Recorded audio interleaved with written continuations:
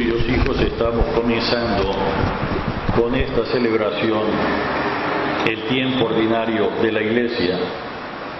La frontera entre Navidad y el tiempo ordinario era precisamente este domingo, ayer, el bautismo del Señor. Y hoy, primera semana del tiempo ordinario, lunes, años pares. El leccionario está dividido en años pares y años impares. Pues 2004 es año par. Nos pone como primera lectura la introducción al libro de Samuel, capítulo 1, versos del 1 al 8. Y lo primero que tendríamos que decir es que a nosotros tantas veces nos mata la imaginación y las ideas preconcebidas que tenemos de lo que era Israel. Y nos mata porque, hay que decirlo así, tantas veces nuestra información, más que ser los textos, son las películas y las aplicaciones piadosas que se hacen de la historia de Israel. Pues bien, nos sitúa aquí el texto en un momento anterior a la unificación de Israel. Están ya en la tierra prometida. Aún no se ha construido el templo de Jerusalén. Va a tener que esperar hasta David, Salomón. Aún no se ha establecido la liturgia propia del templo de Jerusalén. No se ha definido claramente el sacerdocio de la antigua alianza y la gente más bien está viviendo independientemente en sus lugares. Técnicamente se habla de una especie de anfictionía y solo se unen cuando hay una amenaza hay un peligro que los amenaza. Y entonces, así lo leen, el Señor hace surgir un juez que es el que le va a ayudar, caudillo tipo militar, político, que le va a ayudar a conjurar el mal. Desaparece el mal, desaparece el juez y siguen viviendo esta especie de, muy especial, aislados aún dentro del mismo territorio. Y surgen algunos lugares especiales que se les llama santuarios, donde o posó alguna vez el Arca de la Alianza, o donde hay personas que se dedican a recordar un poquito la historia de Israel y exponérsela a los demás en forma muy especial. Pero aún, incluso políticamente, sociológicamente, no se ha configurado un Estado. Estamos muy largos de que surja Saúl, el primer rey de Israel. Y claro, la unificación le toca a David, y quien hace, digamos, las leyes que conforman lo que nosotros vamos a conocer como el reino de Israel es a Salomón, que va a durar muy poco, por después viene la división entre el reino del norte y el reino del sur. Nos ubicamos aquí y es algo muy rudimentario, porque nos encontramos aquí al personaje, digamos, principal, después de Dios, que es Ana. Y Ana va una vez al año al santuario. Se está muy lejos de la costumbre de ir a la sinagoga todos los sábados, está lejísimo. Está muy lejos de haber comenzado a recoger las tradiciones para formar el Antiguo Testamento. Se está muy lejos aún. Y las tradiciones van a depender del santuario. Aquí nos encontramos uno de los santuarios muy importantes, el de Silo. nos ubicamos así geográficamente, mentalmente, al nivel del desarrollo de la revelación de Dios.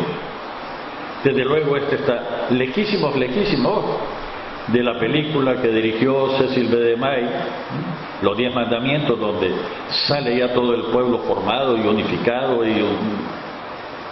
que es la imaginación del artista de la cinematografía, no de la realidad histórica. Por eso algunas veces nosotros encontramos que esas películas no nos dicen nada de nuestra existencia concreta, porque son imaginativas y no nuestra vida concreta, que va corriendo entre inseguridades, entre actos de fe, y en esta vida concreta nuestra vamos reconociendo que el Señor sí está con nosotros en la medida que nosotros somos fieles. Y claro, a los que no creen, incluso les parece que la religión es un opio de los pueblos. Si se contrasta con esto, ¿qué más tendríamos que decir? Hemos retrocedido con este relato algo así de 3000 años, tal vez poquito más. Y miren, el matrimonio monógamo todavía no ha nacido. Para los que piensan que es de avanzada tener varias mujeres, resulta que esto es retrógrado. Otra cosa es que las ideologías nos perviertan la mente. Padre, ¿qué está diciendo? Si leemos el texto, solo estamos leyendo el texto sin haber entrado todavía a lo que nos dice el texto. Solo lo estamos ubicando. El Caná tenía 2 mujeres, 2 esposas. Hay quienes tienen más. El santísimo rey David y Salomón llegaron a tener hasta 800. Padre, ¿qué está diciendo? Historia. Padre, ¿y cómo es posible que era? Muy sencillo.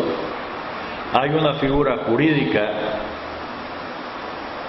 anterior a los estados modernos que, para consolidar el tratado, hoy diríamos internacional, el gobernante de una nación se casa, se desposa con una princesa, con una hija de la otra nación, y estando así no solo sirve como de embajador plenipotenciario, de espía frente a lo que dicen, sino que está medio de rehén y así. Y esta es una realidad que nos llega hasta los reyes católicos, que va a ser la unificación personal de España antes de la reunificación política, social, económica de España. Padre, ¿qué dice? Historia. Y esto lo tenemos que saber, si no estamos expuestos y condenados a decir ideologías sobre lo que es la palabra de Dios. Nos presenta en la antinomia, porque es más fácil el relato, que hay 2 mujeres. Y la presentación del relator de este pasaje nos va a llevar a una enseñanza. Hay 2 mujeres, a una la ha favorecido el Señor teniendo hijos. Para los que piensan que son los curas, perdón un momento.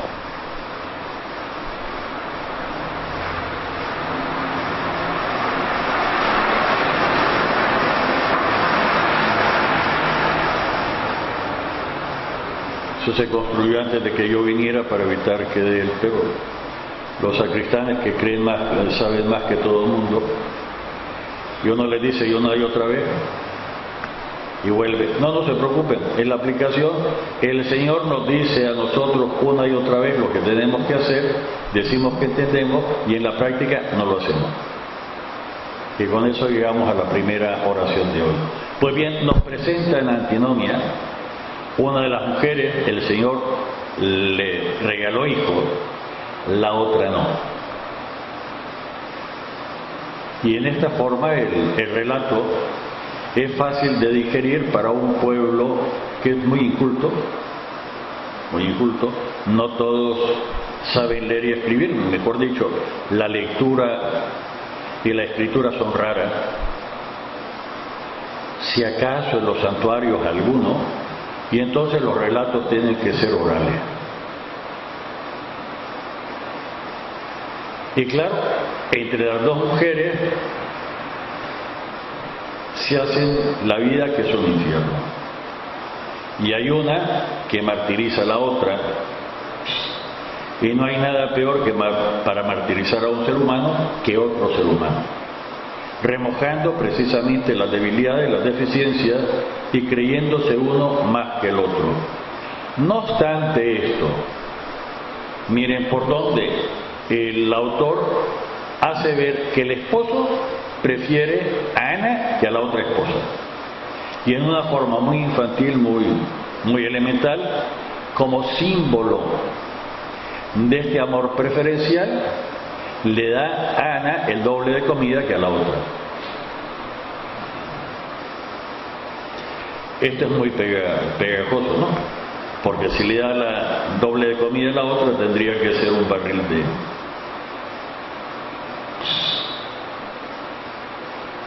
¿Sí?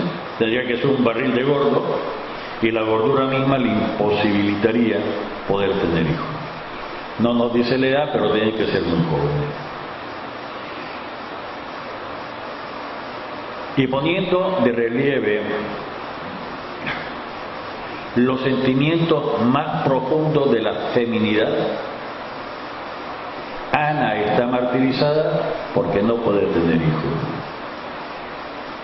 Su feminidad frustrada. Es cierto que las ideologías modernas, engaños, deformaciones, degeneraciones de la conciencia femenina dicen otras cosas, pero entre los seres humanos, que básicamente somos varones y mujeres, solo una parte de los seres humanos puede quedar embarazada, y son las mujeres, no los varones. Y no porque se lea en la Biblia, sea una constatación científica. Otra cosa es que como entre ciencia y fe no hay contradicción, la ciencia pone de relieve lo que nos dice la Biblia desde la creación.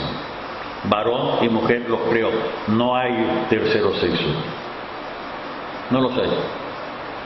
Y si se fijan en las ideologías, ya han quitado un tercer sexo y ahora hablan de preferencias sexuales, que es para seguir pervirtiendo a las personas y engañando.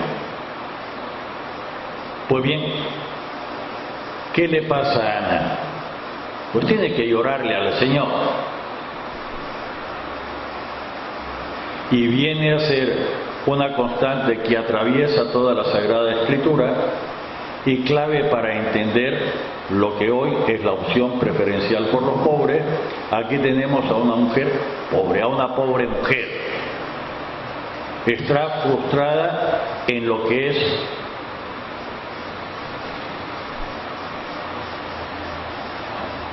como se dice, en lo que es el sentirse realizada como mujer, la maternidad. Y el Señor no se hace sordo ni a esta plegaria ni a estas lágrimas. Ana va a ser la mamá de Samuel, del profeta Samuel.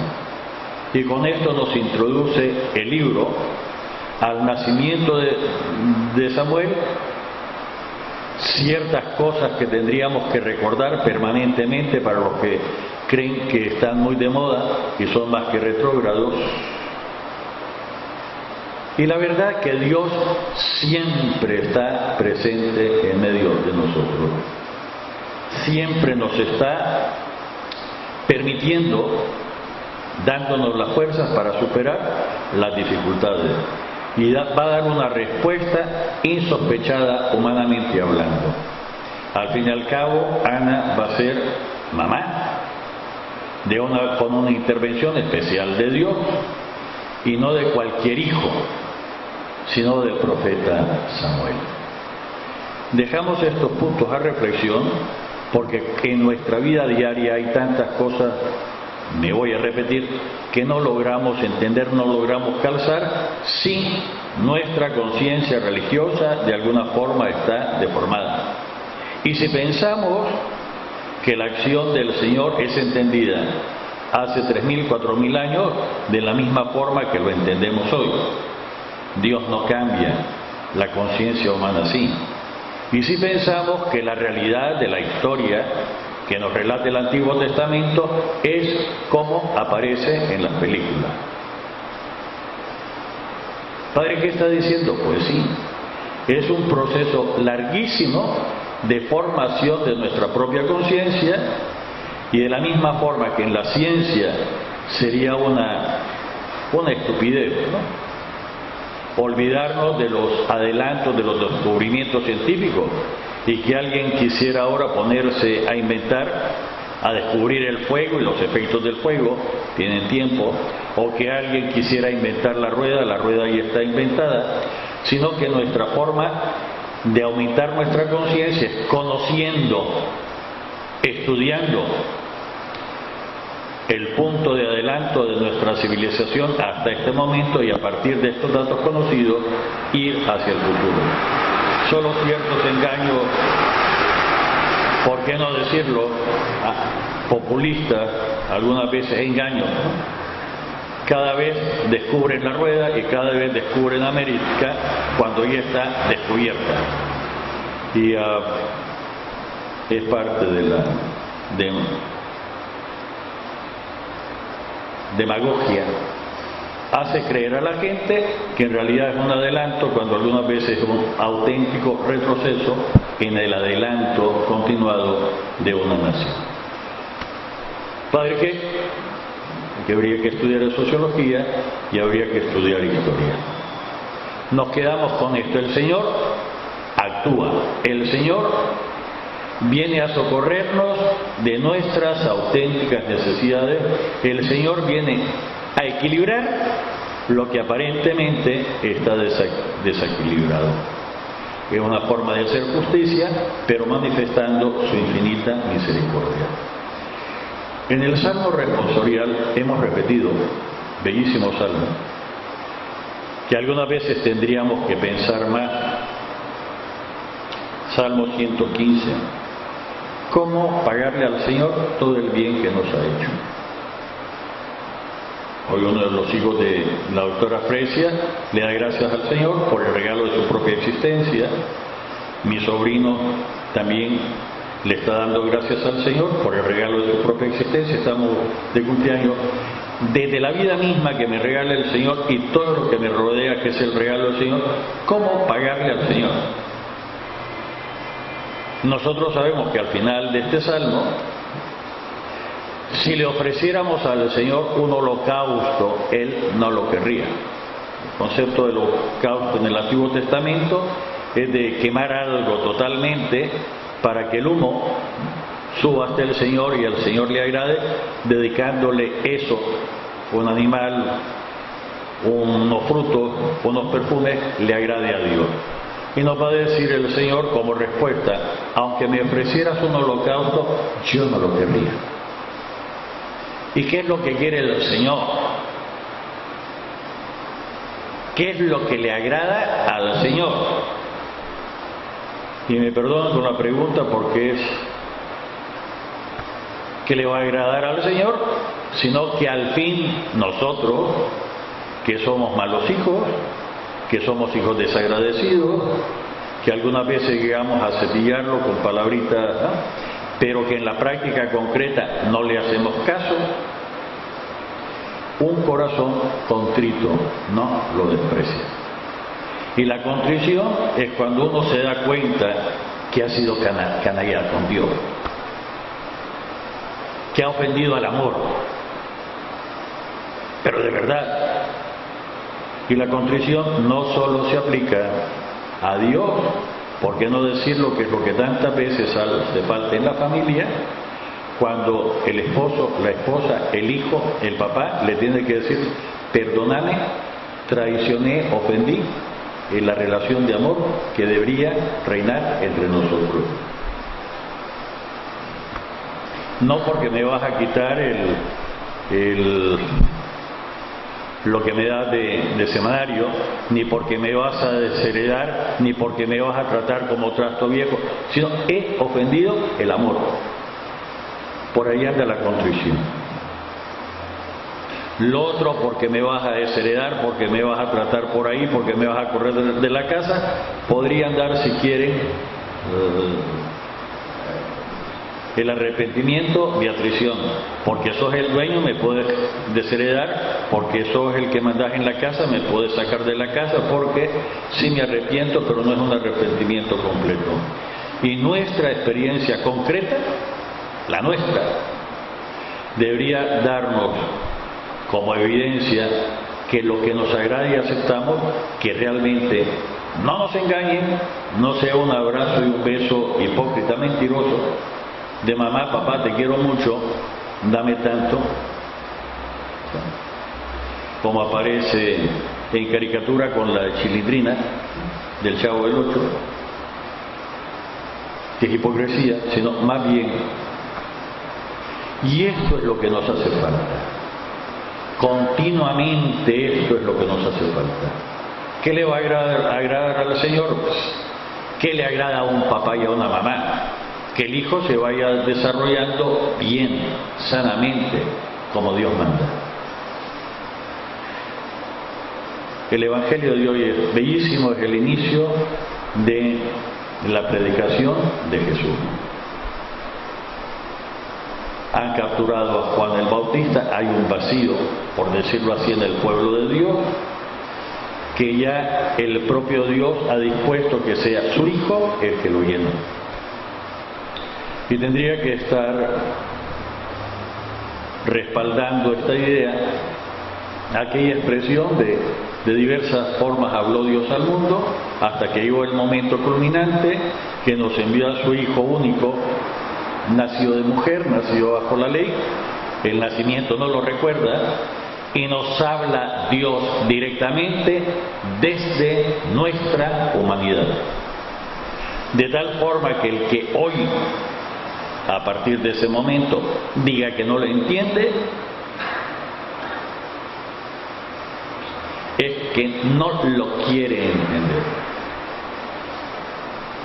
o que ha pervertido su conciencia, o que le han infeccionado la conciencia para no entender la voz de Dios, que sigue hablando y que sigue diciendo esencialmente lo mismo. ¿Y qué es lo que me dice Dios? Se ha cumplido el tiempo. Nada de esperar para mañana, para pasado mañana. Se ha cumplido el tiempo. El reino de Dios está cerca. Y si lo queremos más claramente, el reino de Dios en la tierra fue inaugurado, comenzado por Jesús.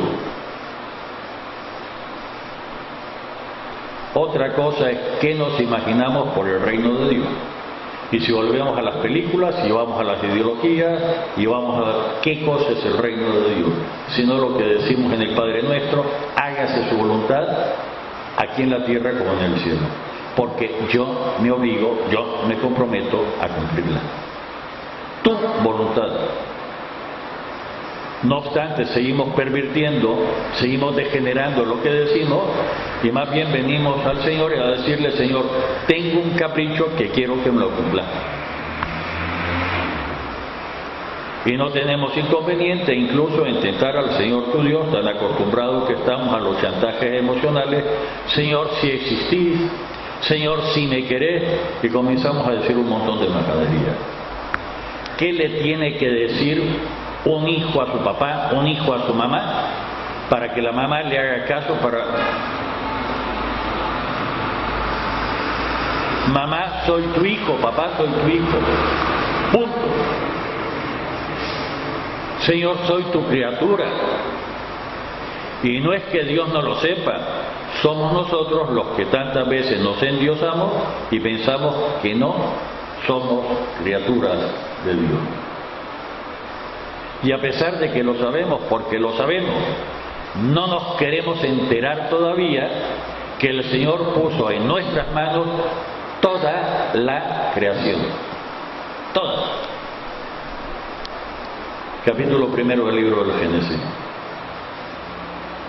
Y no nos queremos dar entender, no nos queremos dar cuenta, no queremos de que somos responsables por las otras personas. Capítulo 4 del libro del Génesis. Caín, Caín, ¿dónde está tu hermano Abel? Respuesta a la que seguimos dando: ¿y a mí quién me hizo cuidador, quién me hizo guardián de mi hermano? No nos queremos dar cuenta. Evangelio, el tiempo se ha cumplido, el reino de Dios está en medio de nosotros. Por lo tanto, como consecuencia, arrepiéntanse y crean en el Evangelio. Arrepiéntanse. Padre, ¿de qué me voy a arrepentir? De todas las canalladas que has hecho. Incluso de las veces que te quisiste hacer el que no entendía y tu corazón palpitaba frente a la palabra del Señor. Padre, es que yo no sé cuál es el Evangelio. Pues digamos, la síntesis del Evangelio, la síntesis de la buena nueva, la declaración de amor de Dios. Te quiero. No porque seas el mejor, ni porque, sino aun a pesar de todas las canalladas, de todos los malditazos que sos, te quiero. Y porque el amor es dinámico, siempre tiene que ser dinámico, porque te quiero, te doy la posibilidad de que te conviertas si querés. No te quito la libertad si querés. Supone tu colaboración si querés. De simplemente humano en hijo de Dios. Padre, eso es nuevo, sí, tan nuevo como el capítulo 1 del cuarto Evangelio, y a quien lo recibió le dio la posibilidad de hacerse hijo de Dios. Padre, pero ya el bautismo nos hizo hijos de Dios y nos dio la potencia, pero en la práctica no queremos. No queremos. El regalo que nos dieron está todavía reciente en Navidad y no nos ha dado la real y regalada gana ni siquiera quitarle el lazo y abrir para ver qué hay dentro. O si ya lo vimos, no me ha dado la real y regalada gana ponerme el vestido. No, lo he comenzado a usar.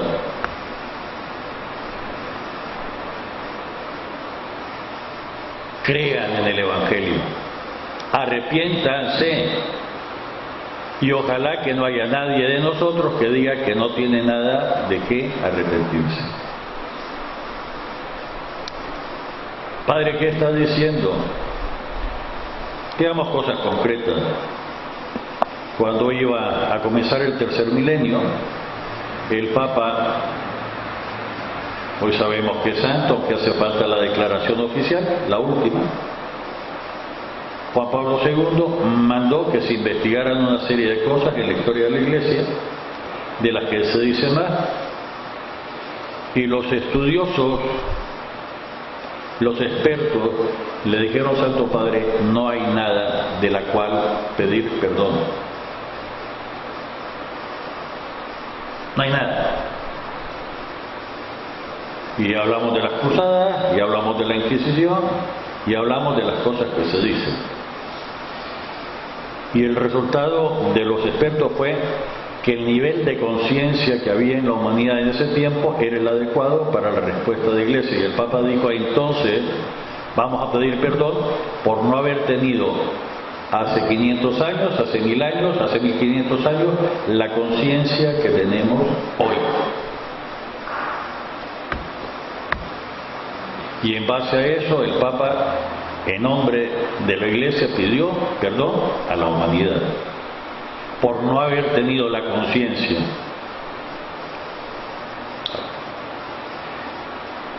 y los estudiosos de derecho, los auténticos estudiosos del derecho, no simplemente los que repiten, ¿no? Que hay algunos que pasan como estudiosos que son repetidores de lo que le dijeron. Las famosas garantías jurídicas que se atribuyen a la Carta Magna de Juan Sin Tierra, 1100, 1050, las contiene ya la Inquisición. ¿Para qué está diciendo? Nadie podía ser juzgado sino por jueces especialmente nombrados, nadie podía ser nombrado a juzgado, nadie se le podía aplicar una pena si no tenía el debido proceso, con derecho a la defensa e incluso con doble grado antes de aplicar la pena y la posibilidad de apelar al Tribunal Supremo, que era el Papa. Padre, ¿qué está diciendo? Voy a decir con más palabras. Se habla tanto sin saber del juicio contra Galilei, sin saber, porque todo lo que escribió Galileo Galilei se debe a José de Calasanz y a su obra. El Papa pidió que se abriera el juicio y miren qué curioso, estaba el expediente guardado en el lugar donde debería estar. Vayan a cualquiera de nuestros juzgados hoy y pidan el expediente de hace 2 años.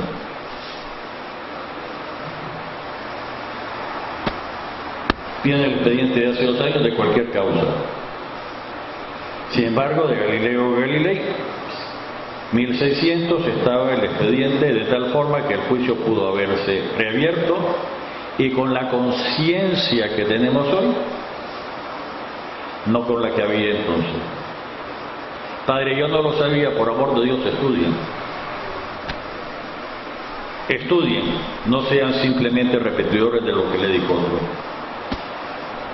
Conviértanse y crean en el Evangelio. Conviértanse.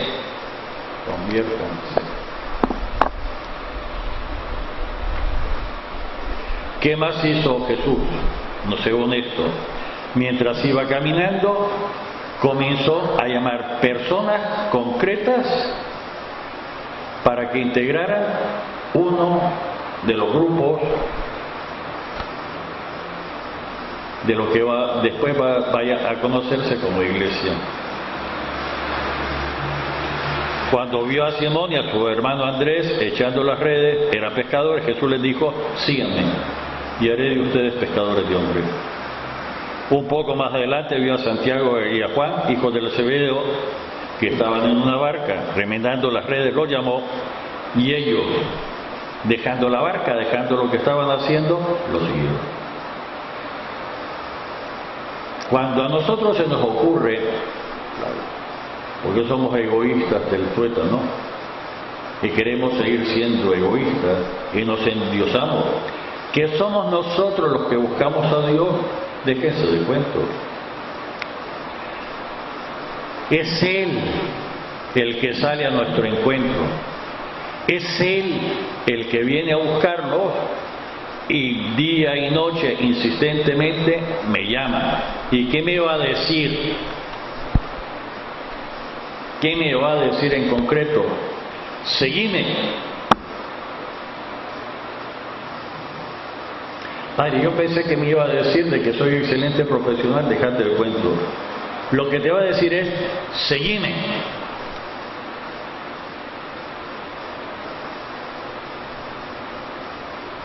No sé si hoy, después de tantos años de cristianismo, nos hemos dado cuenta que básicamente lo que me pide el Señor, después de conviértete, cree en el Evangelio, un paso inicial, lo que me va a pedir el Señor es seguime.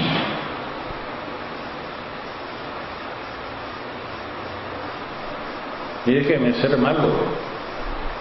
Nosotros somos seguidores de quién.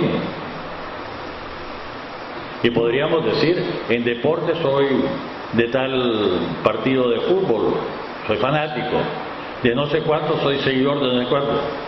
Y existencialmente, ¿de quién soy seguidor? Y no nos engañemos, por favor, no digamos que somos seguidores de Jesús.